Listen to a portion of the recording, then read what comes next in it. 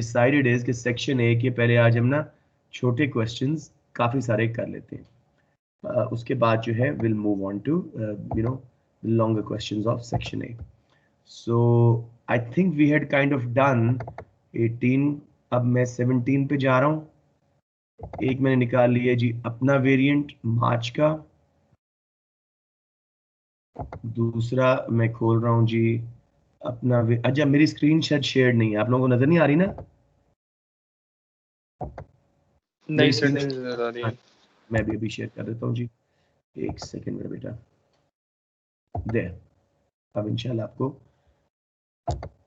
few seconds you'll be able to see my screen. Just let me know when you can see my screen. आ गई sir नजर. Okay, wonderful. एक मैंने खोल लिया है अपना ही वेरिएंट समर 22 यानी समर मई जून 17, और फिर मैंने खोल लिया अपना वेरिएंट विंटर 22 2017. तो मैं स्टार्ट कर रहा हूँ मार्च वाले से. राइट जी? Yes, this is March and I'm going to make it a little bit bigger for myself. जी, before we even look at the data, हम छोटे questions कर सकते हैं. I think someone else is trying to join. Let me just quickly let them in. Danish.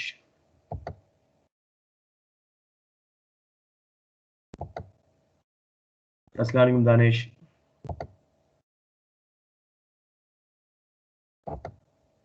Right. So let's see.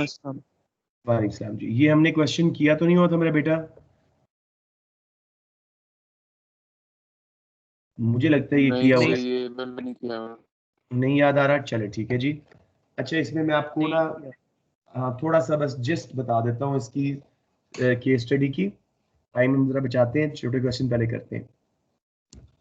हुआ क्या जी कि Vietnam का ट्रेड विद चाइना जो है उसमें गड़बड़ हो रही है. ठीक है, they are concerned about it, क्योंकि वियतनाम में चाइना बहुत सस्ती सस्ती चीज़ें बना बना के एक्सपोर्ट किए जा रहा है, जिसकी वजह से वियतनाम का जो है अपना बैलेंस उनके साथ ख़राब हो रहा है. तो एक टाइकून ने, बहुत अमीर आदमी ने, V+ मॉल्स का कॉन्सेप्ट दिया है, शॉपिंग मॉल्स का. उसने कहा जी कि आप 50 साल बगैर रेंट के, बगैर लीज के बैठें, लेकिन शर्त क्या है कि सिर्फ वियतनामीज प्रोडक्ट्स बेचेंगे, चाइनीज प्रोडक्ट्स नहीं बेचेंगे. ठीक है. अब उसके बाद जी हुआ ये है कि दो चीज़ें कंसिडर की जा रही हैं. एक तो भाई तमाम इंडस्ट्रीज को सब्सिडी दी जाए वियतनाम में तमाम गुड्स पे, या सिर्फ उन पे that have potential to compete. ये इसका जनरल आपका एक आंसर था. अब उसकी स्टेटमेंट थी. अब मुझे बताएं जी, हम कर रहे हैं पहला क्वेश्चन जी. मैं अपनी पेन ले लूं. Let's start with the first question. This is section part A, A का part 1. State the country shown in table 1 that has the greatest deficit on its balance of trade with Vietnam. अब table 1 देखें, पहले पूरा ऊपर पढ़े. Table 1 show क्या कर रहे हैं? Value of Vietnam's trade in goods with selected trading partners January to July 2014. फिर कंट्रीज की लिस्ट दी हुई है. एक्सपोर्ट ऑफ गुड्स कितने की उनको हो रही है, इंपोर्ट ऑफ गुड्स कितने की आ रही है, ये चीजें. आप बताएं जी किसके साथ सबसे बड़ा डेफिसिट आपको नजर आ रहा है? तसल्ली से take your time. Exports minus import. South Korea. नहीं, चाइना के साथ. चाइना के साथ इंपोर्ट्स 23.7 बिलियन. सॉरी व्हाट कह रहे हैं, क्या कह रहे हैं सर? चाइना के साथ. चाइना के साथ मुझे भी यही लगा था, लेकिन इसकी मार्क स्कीम देख के मैं थोड़ा हैरान हुआ था. आई वांट टू रिकन्फर्म ये क्या बात है. जल्दी से मैं इसकी मार्क स्कीम देख लूं. मार्च 17, मुझे लगता है इन्होंने यूनाइटेड स्टेट्स बोला था. So I am just gonna quickly check कि डेटा में ऐसा क्या है जो हमने मिस किया. Just give me a second. मेरी स्क्रीन थोड़ी सी रुक रही है, जैसे आती मैं आपको दिखाता हूँ. यूनाइटेड स्टेट्स बोला जी इन्होंने. अब देखते हैं कि क्या ऐसा है डेटा में जो हमें समझ नहीं आया. Let's see. So there is the paper. March 17, sorry ये वाला. United State export of goods यहाँ पे ये कह रहा है जी इतने बिलियन की हुई हैं. अच्छा, यूनाइटेड स्टेट्स ने इनको इतने बिलियन की एक्सपोर्ट्स की हैं और इंपोर्ट्स इन्होंने की हैं यूनाइटेड स्टेट्स से 3.7 की। मुझे ऐसा कोई क्लू नजर नहीं आ रहा, लेकिन आंसर यूनाइटेड स्टेट्स है। So I was a bit shocked when somebody told me कि सर आपने ये करवा। कैसे यूनाइटेड स्टेट्स हो सकता है? देखो बेटे, गैप तो बड़ा है, ये तो नजर आ रहा है। यस। अगर ये यूएस की एक्सपोर्ट्स हैं वियतनाम में 15.9 बिलियन की वो बेच रहा है और सिर्फ इनसे इंपोर्ट खरीद रहा है 3.7, तो 12.2 से यूएस का सरप्लस है और वियतनाम का डेफिसिट है। फिगर वाइज तो ये बात समझ आ रही है, लेकिन इस स्टेटमेंट में मुझे कहीं नजर नहीं आ रहा कि एक्सपोर्ट ऑफ गुड्स कौन किसको कर रहा है। अच्छा, यूं देख सकते हैं, United states exports of goods, United states imports of goods. हाँ, मेक सेंस, तो यूएस ही है बेटे, समझ आ गया।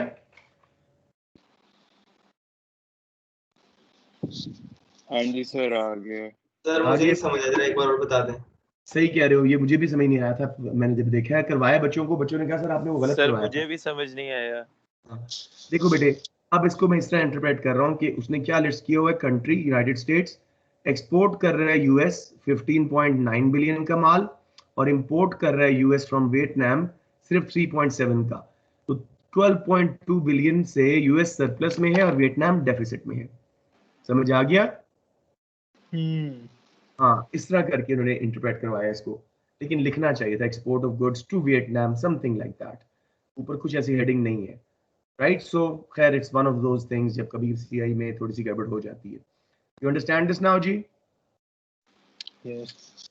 आई honestly chose China. I thought 15.1 का डेफिसिट है चाइना से, नहीं जी वो सरप्लस है। पूरा पैराग्राफ कह रहा है कि चाइना से हमारे मसले चल रहे हैं।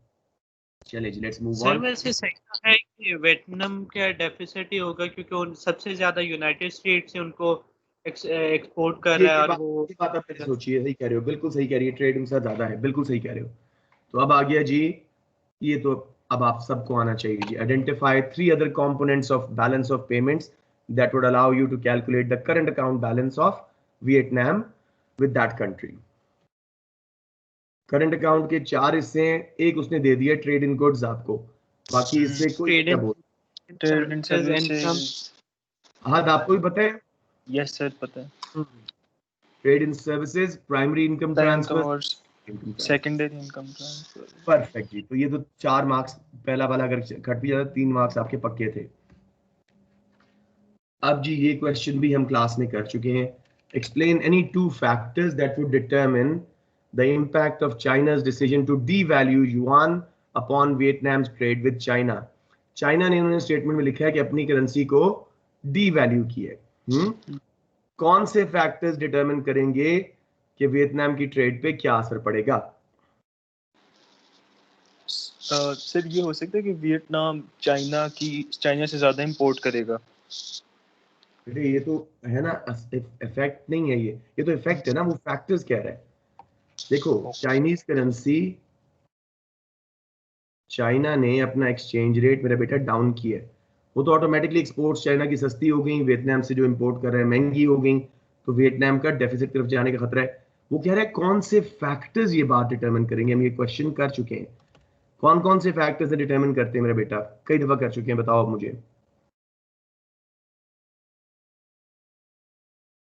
That is sad. We've done it a few times now in the class. आप सब आए हुए थे। कितनी करेंसी डीवैल्यू की है वो देखा जाएगा।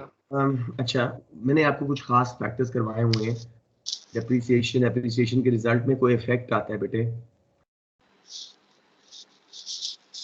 J curve effect, time period. देखो एक बार फिर आप लोग गलत कर गए हो, टाइम पीरियड प्लस इलास्टिसिटीज, ये इकट्ठा एक मेजर पॉइंट है। It will depend upon the price elasticity of demand. In short run, demand for both imports and exports remains inelastic because of contracts.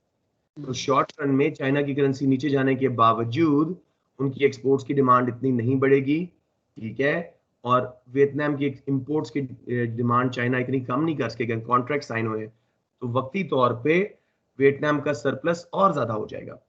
Long run में जब मार्शल लर्नर कंडीशन मीट हो जाएगी, यानी दोनों goods की exports plus imports की elasticity greater than 1 हो जाती है जॉइंट, ये हमने क्लास में बहुत दफा किया है बेटे। अब आप प्लीज इसको ना गलत ना करें, तब जाके ये डेफिसिट में जाएगा वियतनाम का।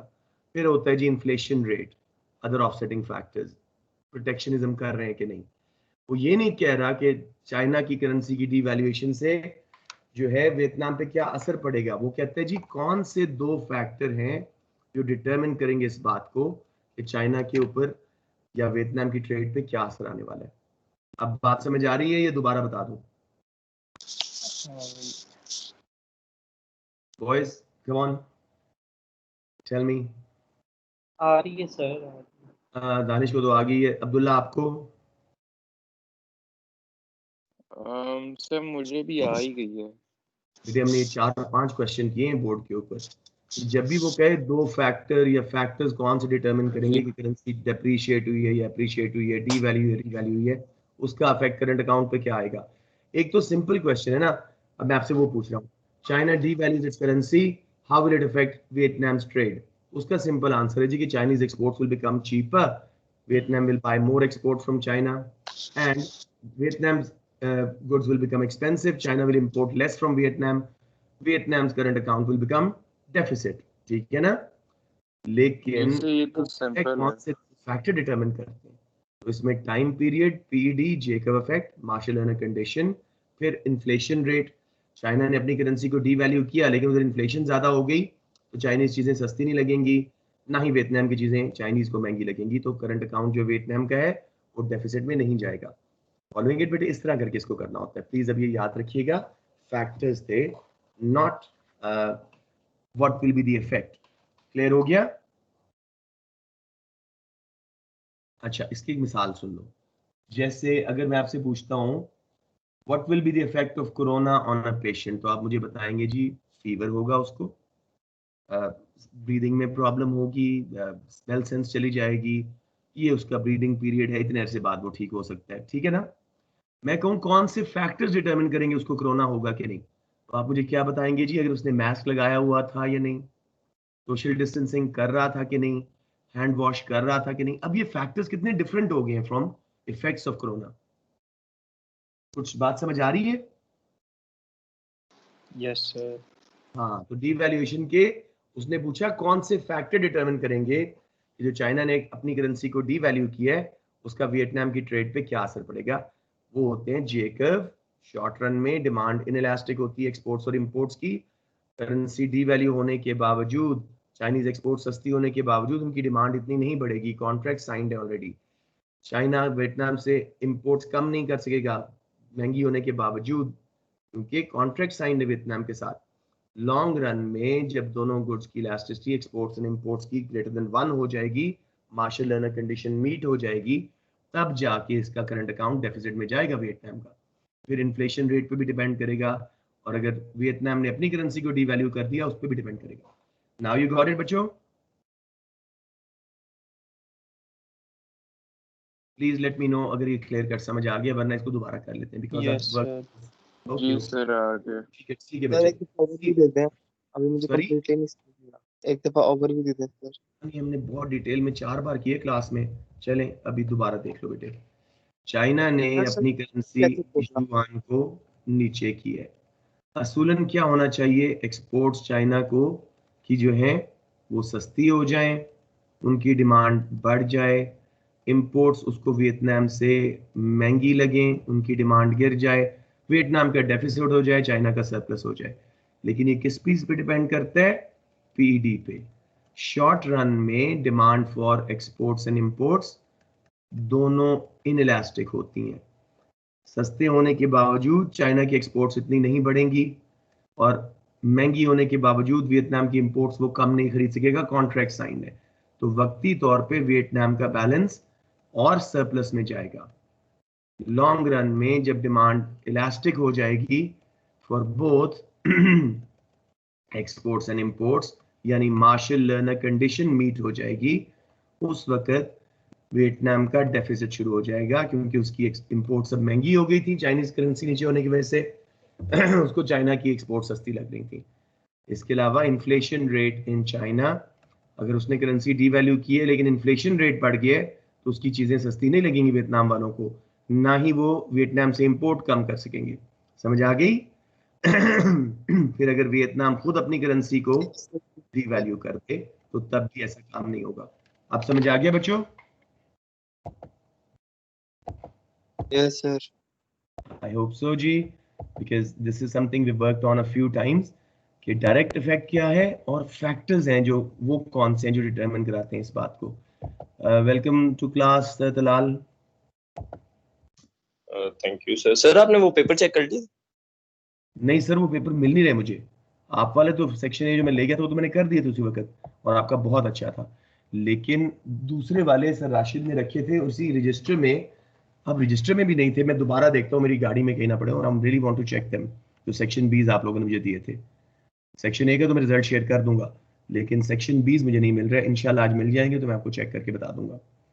राइट बच्चे, तो let's move on to C part. अब आखिरी इसका जो क्वेश्चन है डी, हम ये बाद में करेंगे, बल्कि सी एंड डी दोनों बाद में कर देते हैं, ताकि ये छोटा सा इसको देख लेते हैं। Explain how subsidies for all Vietnamese good and a boycott of Chinese goods are expected to help Vietnamese goods to compete with Chinese goods. Use supply and demand diagrams to support your answers. Abdullah आप मुझे बता दें बेटे, subsidy से Vietnam की government अपनी goods को subsidy देगी तो कौन सा कर्व बनाओगे? क्या होगा, कौन सा कर्व किधर शिफ्ट होगा? सर विंटर्स का फैक्टर है सब्सिडी, तो सप्लाई जो है वो लेफ्ट पे शिफ्ट हो जाएगी। अब्दुल्ला दोबारा सोचो बेटे, सप्लाई सर किधर राइट पे नहीं शिफ्ट होगी? राइट पे शिफ्ट होगी, सप्लाई बढ़ेगी अब्दुल्ला। सर सब्सिडीज मिल रही हैं कि पढ़ो पढ़ो क्वेश्चन, एक क्वेश्चन मिनट। पढ़ो। डोंट वरी, क्वेश्चन सामने लिखा हुआ है, सी पार्ट देखो। सॉरी सर, सब्सिडीज हाँ, राइट पे शिफ्ट होंगी राइट क्योंकि शिफ्ट होगा, सप्लाई हाँ, राइट पे शिफ्ट होगी। इससे वियतनाम की गुड्स सस्ती हो जाएंगी। 2 मार्क्स ग्राफ बनाने के और 1 मार्क के सस्ती होने की वजह से वो वियतनामीज गुड्स ज्यादा बिकेंगी चाइनीज के मुकाबले में। ठीक हो गया? Clear on this? Yes sir. अच्छा जी। आप मुझे बता दें Ahad, boycott of Chinese goods, supply and demand diagram बनाना है। अगर वियतनाम वाले बॉयकॉट कर देते हैं चाइनीज गुड्स का तो कौन सा कर्व किधर शिफ्ट होगा? सर चाइनीज गुड्स के लिए बेटी क्वेश्चन पढ़ लो please, don't don't rely on me at this stage please. Question देखें।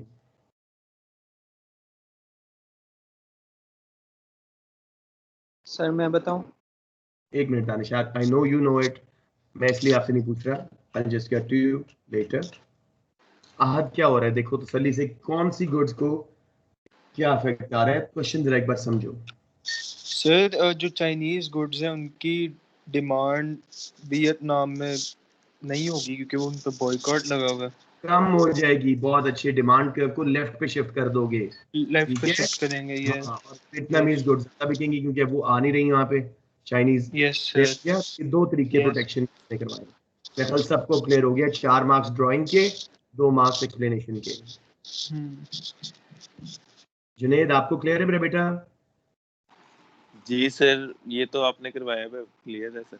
Okay wonderful, let's go to summer 17 में। चाह रहा हूँ कि हम छोटे क्वेश्चंस एक साथ काफी सारे कर लें ताकि आपको उसकी प्रैक्टिस हो जाए। ये क्या जी, मिरेकलस स्टोरी, ये तो मैंने आपको पेपर में दिया था, ठीक है ना? ये तो ना करवाऊं ना आइसलैंड और आयरलैंड वाला, या करवा दूं जल्दी से? कुछ बच्चों से गलतियां होंगी सर थी। करवा दें, हमने नहीं पेपर किया। करवा दें, हाँ, मैंने पेपर, ठीक है। अच्छा बेटे देखो, पहला वो क्वेश्चन कर रहे हैं, यूज प्रोडक्शन पॉसिबिलिटी कर्व, यानी ड्रॉ करो और मुझे दिखाओ कि compare changes in output of Republic of Ireland and Iceland shown in figure 1। Junaid आप देखो तसल्ली से बेटे, ये फिगर 1 है। आइसलैंड की आउटपुट का इंडिसेस दिया हुआ है, यानी इंडेक्स नंबर्स में। बेस ईयर में हमेशा 100 होता है, 7 वाज बेस ईयर। अब वो कहां पे आ गया है? पीपीसी में कैसे दिखाओगे इसको कि क्या हुआ है आइसलैंड का? मुझे बताते जाओ, मैं पीपीसी ड्रॉ करता जाऊंगा। Take your time.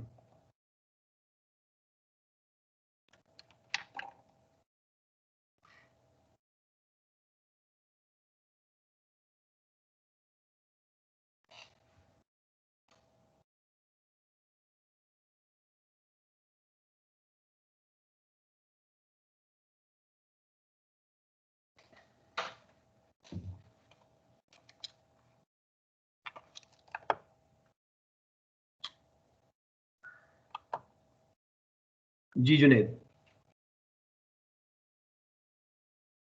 मुझे पहले पीपीसी लेबल करवाएं, let's get some marks. PPC पे क्या लेबल होते हैं? सर वो क्या कहते हैं, कंज्यूमर गुड्स और कैपिटल गुड्स। बहुत अच्छे, चलें जी, और पहला पीपीसी बना दिया, ठीक है। अब मुझे बताएं क्या होगा आइसलैंड में, आपको क्या नजर आ रहा है? तरक्की हुई है, बाहर शिफ्ट होगा, या खराबी हुई है, अंदर शिफ्ट होगा? सर बाहर शिफ्ट होगा।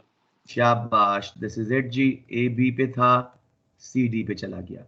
100 बेस ईयर में था और अब 101 पे है, तो इसका मतलब है तरक्की हुई है। अब्दुल्ला तैयब, समझ आ गई बात? अहद? सर यहाँ पे ये गुड एक गुड जी नेक्स्ट हाँ, sir. Be all good, no worries. जी अब मुझे बताएं, अनलेस उसने डेटा में बताए हुए हैं गुड्स के नाम, नेम्स सॉरी। ए बी हमारा ये गुड बेबी हो गई। अब मैं बना रहा हूं जी रिपब्लिक ऑफ आयरलैंड की। अब्दुल्ला आप मुझे बताएं ये पीपीसी क्या करेगा? आयरलैंड के हालात देखो, ग्राफ के मुताबिक लेफ्ट पे शिफ्ट हो जाएगा, इसको हम सीडी बोल देंगे। अंदर ये आपके 3 मार्क्स सिर्फ इनको ड्रॉ करने के थे। एक सही हो गया, वो 2 मार्क्स दे रहा है, दूसरे के ऊपर 1 मार्क दे रहा है आपको। Got it now? Totally clear? Yes sir. अब दूसरा देखिए, इसमें गलती नहीं होनी चाहिए, आप लोगों को मैंने करवाया हुआ है, take your time. B part ये करेंगे जी अहद। अहद देखो मेरा बेटा, उसने सॉरी मैं क्वेश्चन नहीं पढ़ा आपके साथ। Sir question. हाँ, यूज फिगर 2, वो दिखाता हूं मैं फिगर आपको, to compare the general price level in Iceland in 2017 and 15। वो पूछ रहा है जनरल प्राइस लेवल पे क्या असर पड़ा है फ्रॉम 7 to 15। ये आपके पास इन्फ्लेशन रेट आ गए हैं, बार्स बने हुए हैं 7 से 15 पे। मुझे सर कम बताएं। हो गई है 7 to 15। हाँ, दिस इज टिपिकल मिस्टेक। जब तक ये नीचे ना जाए बार्स, डिफ्लेशन नहीं हुई। तो बेसिकली पहले तेज रेट पे बढ़ रहा था, फिर स्लो अब रेट पे। स्लो रेट पे बढ़ रहा है। हाँ, 100 रुपए की जो चीज थी 2007 में, ये सारी इन्फ्लेशन इकट्ठी होगी वो 150 की हो चुकी होगी। सर बार्स अच्छा नीचे, ओके ओके ओके हाँ, हम देखो ठीक बेटे, है, आप समझ पहले आ गाड़ी गई भगा सर। रहे हो तेजी से, अब स्लो चला रहे हो, लेकिन एक्सेलरेट तो हो रही है ना। ओके सर समझ आ गई। आप क्या लिखोगे? जनरल प्राइस लेवल रोज, 1 मार्क का क्वेश्चन। समझ आ ठीक गया? अगर 2 होते तो आप बताते बाय दिस मच, वो फिर कैलकुलेट करते आप। ठीक थोड़ा है सा सर। कैलकुलेट करना सिखा दूं? क्या कहने हैं सर? आपको जी थोड़ा सा सर, कैलकुलेट करना जी सिखा सर, दूं? Yes yes yes. देखो 2007 में अगर ये 100 रुपए की चीज थी, 8 में 13% इन्फ्लेशन है, कितने की हो जाएगी? 113 की। समझ आ गया? Yes sir. 9 में अनदर 12% है, 113 का 12% कैलकुलेट करो, समथिंग लाइक 128 की हो जाएगी। इस तरह कर करके आप कैलकुलेट करेंगे। अब ये कोई 150 से ऊपर चली गई है। गॉट द पॉइंट बेटे? यस सर समझ आ गई। हाँ, इसी तरह अगर वो क्वेश्चन पूछे कि inflation rate fell from 8% to 2% in 16 and 17, does that mean prices rose or fell? तो क्या आंसर दोगे? सरप्राइज। सर राइज ही होंगी क्योंकि तब तक प्राइस हुई खत्म है, नहीं होगी जब तक। स्लो प्राइस पे बढ़ा है, लेकिन बड़ा जरूर है। Very, now you got it. ठीक है अब्दुल्ला, क्लियर हो गया ना ये? सर जी बेटे। सर फरहान? फिगर 1 जो थी ना वो काफी बहुत ज्यादा कंफ्यूजिंग लगी थी मुझे पेपर सॉल्व करते वक्त, अच्छा, क्योंकि मैं आपको बताऊं, इसका हल बताऊं आपको। हमेशा जब उसने इंडेक्सेस का वर्ड बोला हुआ है ना, इंडेक्स नंबर्स का, आपने देखना है बेस ईयर 100, 101 है, बढ़ गया है, 198 है, कम हो गया है। आपने 100 से कंपेयर करना है, आपने इस ग्राफ की शक्ल ही नहीं देखनी। सर मैंने सिर्फ ग्राफ को जब देखा था ना तो मुझे ऐसा लगा था कि ये वो एक्सचेंज रेट्स दिए हैं आइसलैंड और आरवाई का, तो मैं एकदम से कंफ्यूज हो गया था कि पीपीसी में एक्सचेंज रेट का किधर से वो ताल्लुक बन रहा है। है एक्सचेंज रेट इधर से आया। सो वही मैं कह रहा हूँ, मैं कंफ्यूज हो गया था जब पेपर कह रहा था कि हाँ, लेकिन बनाया एक्सचेंज सही रेट था, किधर से आ रहा है। बनाया आपने सही था। हाँ जी, वो बाद में देखा था कि ऊपर आउटपुट लिखा है। यस, हमेशा इसको बेटे ग्राफ्स को ना जरा थोड़ी सी रिस्पेक्ट देनी पड़ती है, थोड़ा सा देखना पड़ता है। राइट, क्लियर हो गया? अब मैं इसी का एक और ग्राफ आपको बना रहा हूं। इधर आ गया जी परसेंटेज रेट ऑफ इन्फ्लेशन 2009, 10, 11। ये है जी इन्फ्लेशन रेट। मुझे बताएं प्राइसेस बढ़ी हैं या गिरी हैं?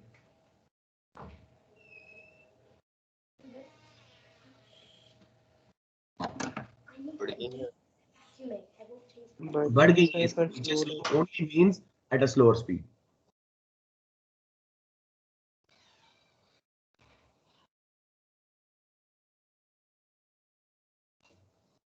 जी बेटे समझ आ गया ना?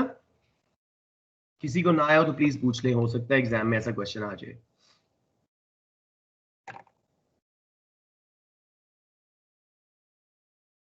All clear? चले बी का पार्ट 2 देखें बेटे। Explain 2 ways in which fall in the value of corona, नाम था स्विट्जरलैंड की आइसलैंड की करेंसी का, between 2008 and end of 2008 might have caused the rise in rate of inflation 6 marks up to 3 marks। devaluation से या depreciation से कैसे demand pull inflation आती है, up to 3 कैसे कॉस्ट पुश आती है। तो अब्दुल्ला बताने की कोशिश करेंगे बेटे कैसे डिमांड पुल इन्फ्लेशन आती है जब करेंसी डेप्रिशिएट होती है एक्सपोर्ट इंपोर्ट की प्राइसेस से लिंक करके। इसमें जेकब वगैरह की बात नहीं करनी है, डायरेक्ट क्वेश्चन है। सर एक सेकंड मैं जरा क्वेश्चन दोबारा पढ़ लूं। टेक योर टाइम रे बेटा।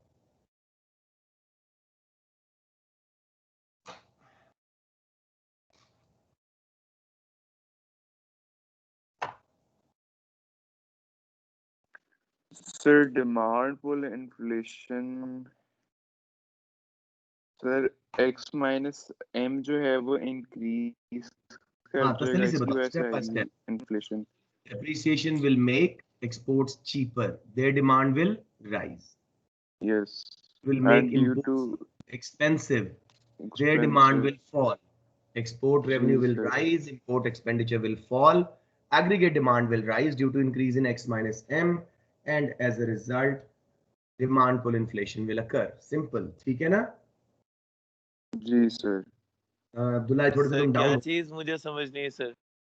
बेटे, हम कई बार ये क्वेश्चन क्लास नहीं में सर क्लियर हो गया, मैं दोबारा बता हाँ। दूं। ठीक है ठीक है जुनेद, देखो क्वेश्चन पढ़ो बी का पार्ट 2 और कोशिश करें सॉल्व करने की।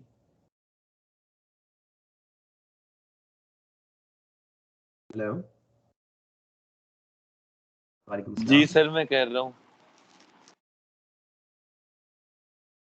जी जी Muzammil, sorry I am in the class, जरा जल्दी से बताओगे।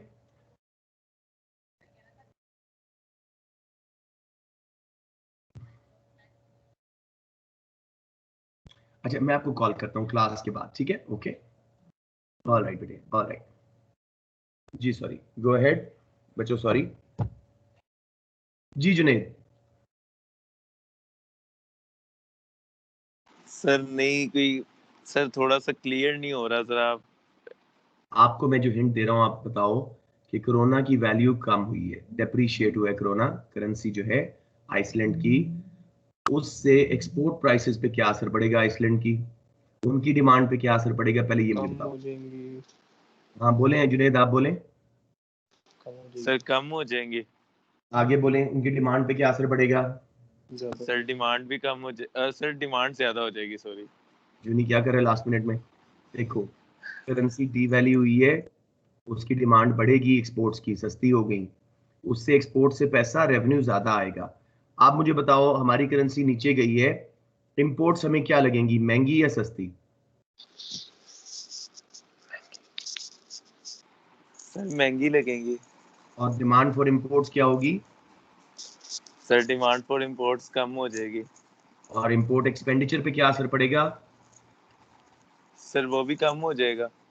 तो करंट अकाउंट हमारा सरप्लस में चला जाएगा, x माइनस एम में इंजेक्शन आएगा, एग्रीगेट डिमांड बढ़ेगी, डिमांड फॉर इन्फ्लेशन। क्लियर? अच्छा अच्छा हाँ जी सर हो गया। सिंपल था। अच्छा आप मुझे बता दें, अहद आप बता दें, करेंसी की नीचे जाने से, डेप्रिशिएट या डीवैल्यू होने से कॉस्ट पुश इन्फ्लेशन कैसे आती है बेटे?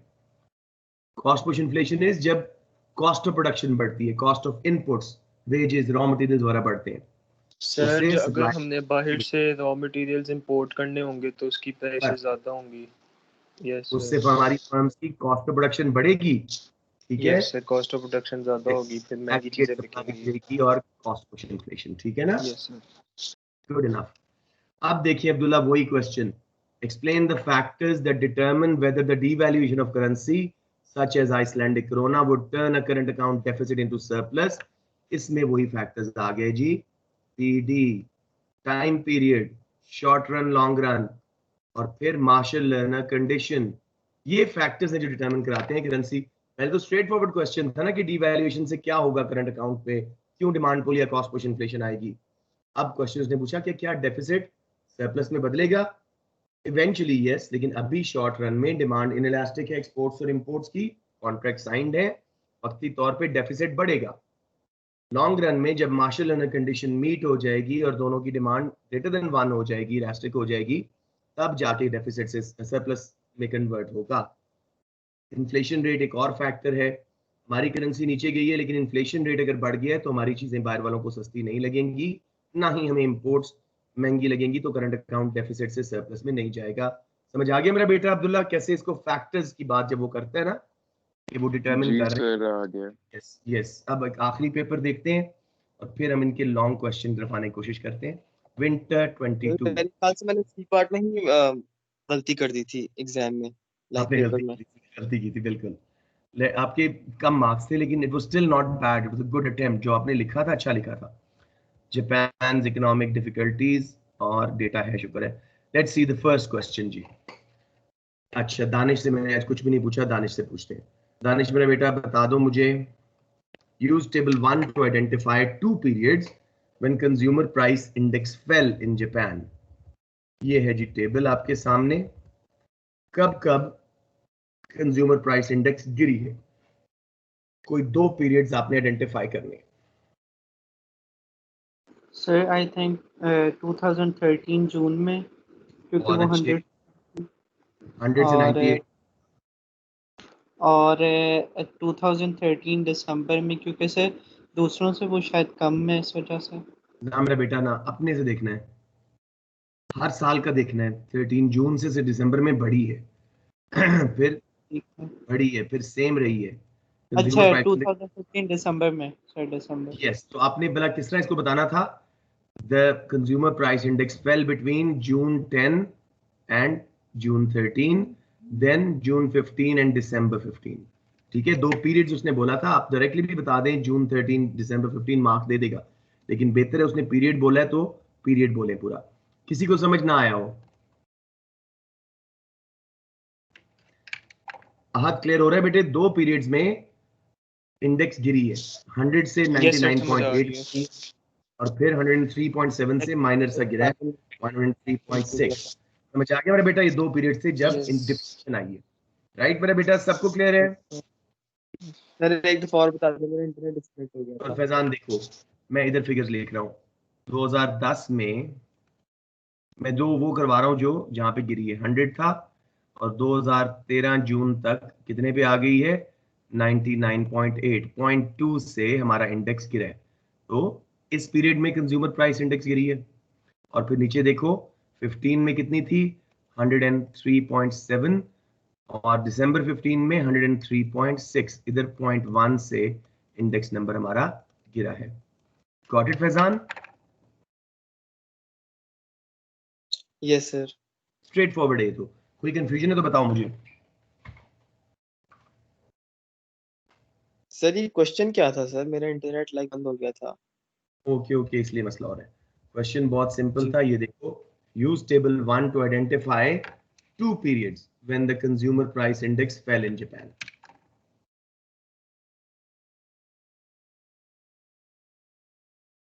आप क्लियर हो गए? जी जी सर, समझ आ गई है। चले, let's move on to the next one. Explain how table 2 could be used to support the view that falling oil prices have contributed to downward pressure on consumer prices। इस statement को please समझने की कोशिश करें पहले आप सारे, फिर मैं टेबल 2 दिखाता हूं आपको।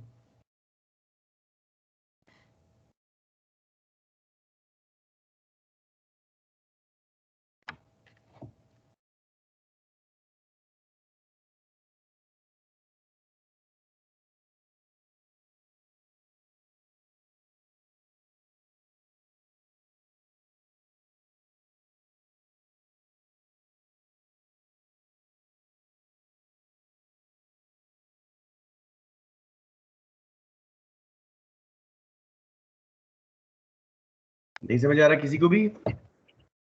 जी सर, अब टेबल दिखाते हैं। टेबल में दिखा रहा हूँ। दानिश के अलावा बाकियों को समझ आ गया है कि कैसे सर कौन ऑयल सा price. Question? B part? B part बेटे मैंने हाईलाइट किया हुआ है, देखो शाबाश, 2 मार्क्स के है सिर्फ। जी वो क्या सर पूछना चाह रहा है? टेबल में दिखाता हूँ, पहले मुझे समझाओ ये क्वेश्चन पूछ क्या रहा है।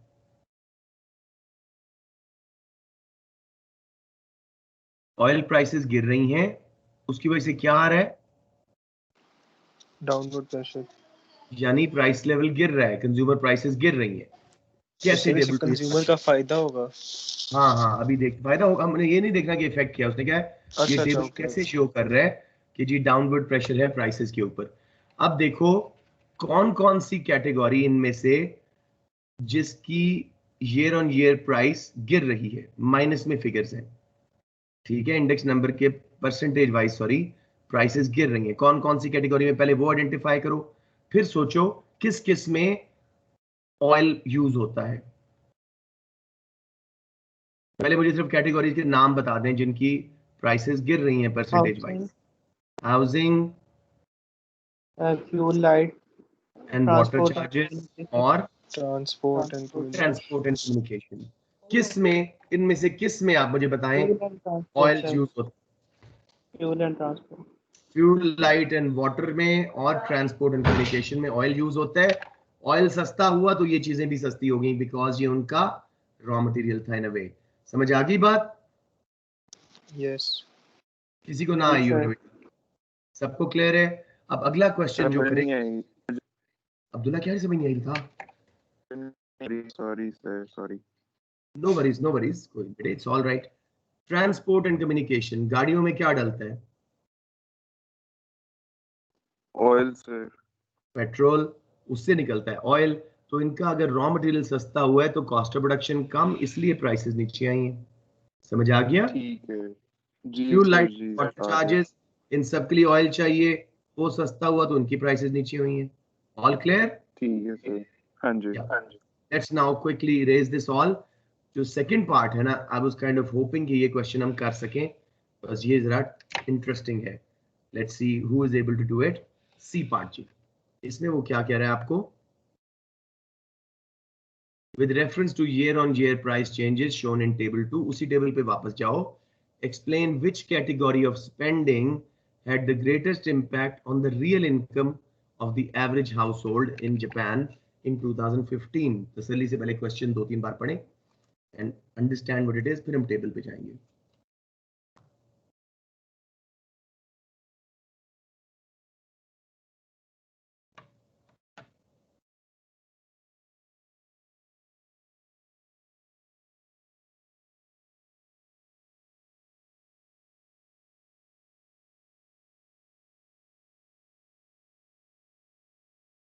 सर टेबल 2 शो करते हैं सर आप? मैं शो कर देता हूं, बिल्कुल।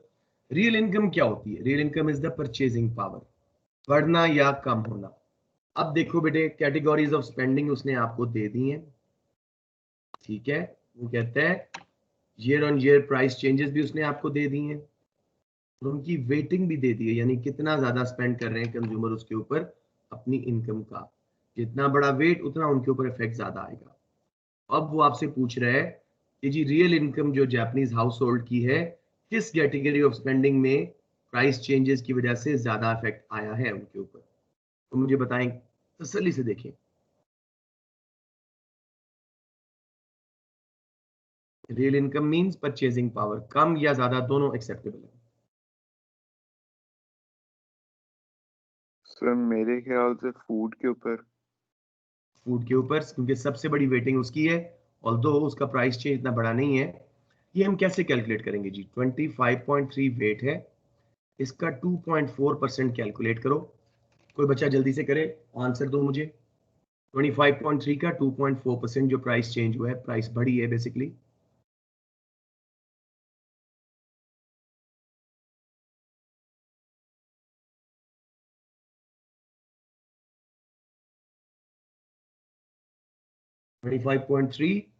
सर 0.6072। 0.61 कर लेते हैं, ठीक है। इतनी वेटिंग के हिसाब से मुझे लगता है कुछ गलत किया आपने थोड़ा सा। 25 का 2.4 जरा देखिए दोबारा, may be right, I am doing it mentally, तो शायद गलत हो रहा है, मैं दोबारा खुद भी कर लेता हूँ। का 2.4%, 25.3 का 2.4 डिवाइडेड बाय 100, अच्छा यू राइट, 0.060, ठीक है। तो 0.61 आपका प्राइस लेवल बढ़ा है वेटिंग के हिसाब से, ठीक है जी। और अब देखिए दूसरी कैटेगरी कौन सी है, बिल्कुल सही आपने पिक कर ली थी अब्दुल्ला। दूसरी देखिए ट्रांसपोर्ट एंड कम्युनिकेशन, 14.2 वेट है और उसका प्राइस फॉल हुई है बाय 2.8। इससे रियल इनकम बढ़ेगी कितनी, 14.2 का 2.8% कैलकुलेट करते हैं। अब्दुल्ला आप ये कर दो।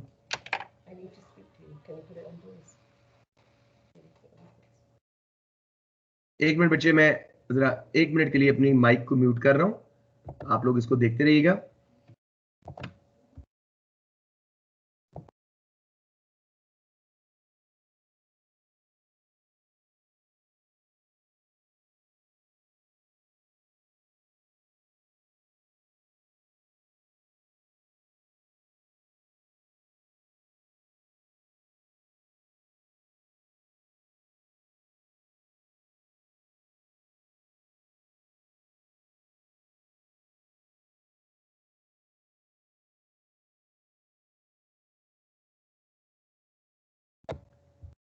जी बेटे सॉरी, अब बताएं कितना आया अब्दुल्ला। सर -0.3976। ठीक है, बिल्कुल सही हो गया। तो ये दो कैटेगरीज थी, आप बेशक कैलकुलेशन ना दिखाओ। क्वेश्चन क्या कह रहा है, आपने सिर्फ वेट्स और फिगर्स बताने हैं। आपने कहना है जी हाईएस्ट वेट असाइन था। क्वेश्चन दोबारा देख लेते हैं। With reference two year on year price changes shown in table 2, explain which category of spending had the greatest impact on real income. मैं इसको स्टार्ट करूंगा। Real income is the purchasing power. Looking at the table, food has the greatest weighting and its price changed by 2.4%, which means it will have a great impact on fall in real income क्योंकि price बढ़ी है। Whereas transport and communication has the third highest weighting and its year-on-year price fell by 2.5%. Real income must have increased. जितनी weightage ज्यादा है और फिर जितना price change ज्यादा है उतना ज्यादा वो कैटेगरी ऑफ स्पेंडिंग कंज्यूमर के बजट को या रियल इनकम को अफेक्ट करेगी। ये सबको समझ आया है आहद, तलाल, या कोई कंफ्यूजन है?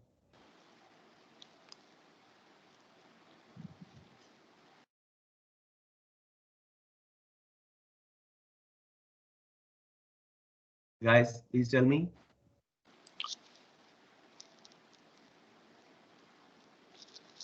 सर एक दफा दोबारा एक्सप्लेन कर देंगे? श्योर मेरे बेटा। देखो, वेट का मतलब क्या है कि कंज्यूमर्स जो हैं अपनी बजट का कितने % इस पे स्पेंड कर रहे हैं। ठीक है। प्राइस चेंजेस का मतलब क्या है कि उसका एक्चुअल प्राइस चेंज कितनी हुई है साल में, ठीक है, दिसंबर 15 में, एक महीने में सॉरी। तो ये 25 वेट था और इसका काफी बड़ा चेंज था 2.4। एक category fuel light and water भी आप कर सकते थे, 7% वेट, 7 वेट है सिर्फ, लेकिन प्राइस चेंज बहुत बड़ा है। तो ये तीनों में से कोई कैटेगरी भी आप करते हैं ना, आप कहेंगे जी कि जिस कैटेगरी को ज्यादा वेट असाइन हुआ है उसका थोड़ा सा प्राइस चेंज भी कंज्यूमर की रियल इनकम पे ज्यादा अफेक्ट कर रहा है। फूड पे वो 1/4 अपना स्पेंड कर रहे हैं, तो minor increase in price has reduced in their real income a lot. Same with transport and communication. हाँ समझ आ गई बात? इस तरह करके बेटे। ठीक है सर, ओके। किसी को ना आया हो, एनीवन?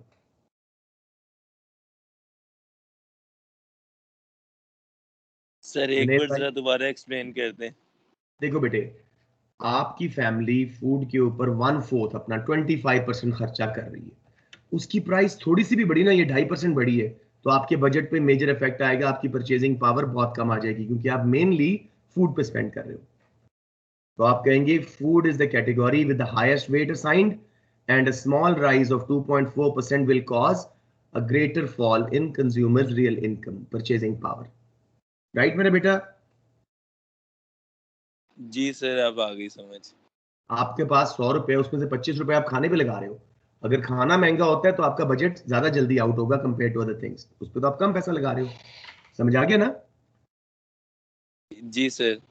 अब दूसरा देख लो, fuel light and water although they have a smaller weight attached to them but their price fell by a greater amount, 6.6%. So consumers real income would have increased. फिर ट्रांसपोर्ट एंड कम्युनिकेशन का भी बता दो कि जी इसका बड़ा wait है, हालांकि प्राइस इसकी कम गिरी है लेकिन इफेक्ट ज्यादा होगा, रियल इनकम बढ़ जाएगी। समझ आ गई बात?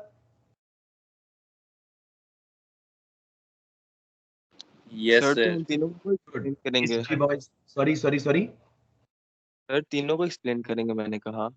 हाँ आपने भी सिर्फ इतना बोलना है, food has the highest weight assigned to them, so a small rise of 2.4% price level will affect consumer real income negatively.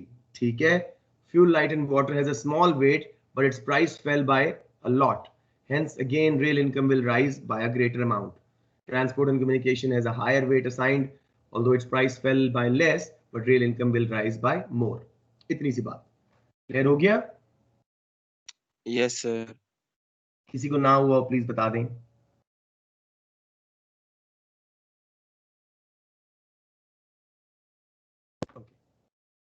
तो दिस इज दिस। अब हम देखें।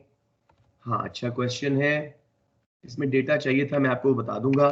थोड़ा सा आपकी मैं दोबारा सुनना चाह रहा हूँ कि कितने ये पॉलिसीज याद है, हमने बड़ा डिटेल में किया था। तो I start with who, I will start with anyone who should I start with? Ahad, थोड़ा सा पॉलिसीज का पता है या नहीं आती? Monetary, fiscal? सर मैंने आज वही पढ़नी थी इस क्लास के बाद, उस दिन आपने पूछा था तो मैंने डिसाइड आप पढ़ लें प्लीज।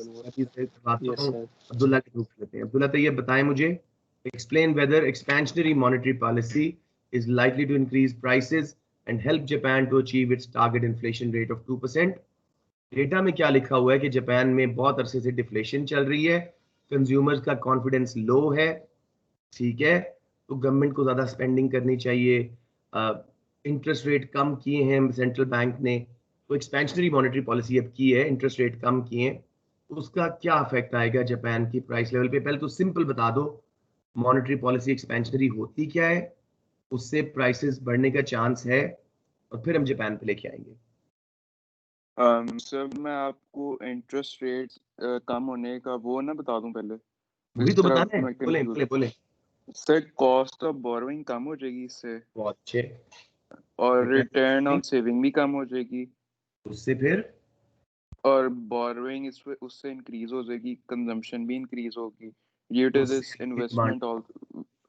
हाँ, एग्रीगेट डिमांड बढ़ेगी, कंजम्पशन इन्वेस्टमेंट बढ़ने से हाँ जी, price level is unemployment likely कम टू हो जाएगी। Rise, price level is likely to rise. ठीक हो गया ना? जी सर। हाँ But जी। looking at the data, consumers are very low on confident. Economy has been experiencing deflation for many years. It will depend on how much the interest rate is reduced, how much money supply is increased. Only then we can, know that if Japanese government is able to apply the policies well, only then the price level will rise, and will only happen in long run. क्योंकि monetary policy में time lag है। समझ आ गया मेरा बेटा? जी sir. All right जी। Sir evaluation एक बार और बता दें जो भी आपने बताया। श्योर मेरा बेटा। अब्दुल्ला ने क्या कहा? इंटरेस्ट रेट कम किया जापान ने, ठीक है, कॉस्ट ऑफ बोरोइंग कम, रिटर्न ऑन सेविंग कम, लोग सेव कम करेंगे बोरो करके, कंजम्पशन ज्यादा करेंगे, उसको देख के फर्म्स इन्वेस्ट करेंगी, लाइकली है कि एग्रीगेट डिमांड बढ़ेगी और प्राइस लेवल बढ़ेगा अगर हम फुल एम्प्लॉयमेंट पे, ठीक है। But the Japanese economy is showing very low future confidence, consumers are not willing to spend, so government will have to increase their confidence and apply these policies thoroughly. It will take time, so it will only happen in long run. Right बेटे, समझ आ गया? समझ आ गया। बस इसमें इस क्वेश्चन में आपको 1 मार्क था मॉनेटरी पॉलिसी के इंस्ट्रूमेंट बताने का, इंटरेस्ट रेट या मनी सप्लाई।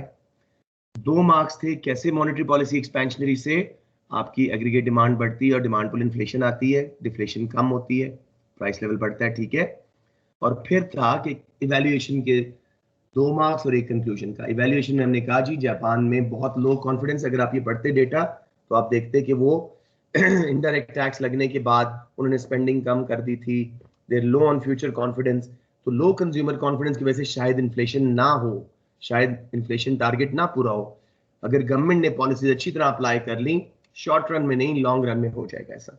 Got it? बच्चा क्लियर है इससे? I think we should close the meeting, ठीक है। और इंशाल्लाह ताला कल जो है हम इन्हीं के बाकी क्वेश्चंस और इसी तरह 1 साल के और पेपर्स कर देते हैं। ताकि आपका सेक्शन ए ज्यादा स्ट्रांग होना शुरू हो जाए। I'll make this meeting available Okay, at night sir. on the YouTube channel. All right, बच्चे, have a good day. See you inshallah. Allah Hafiz, sir. Allah.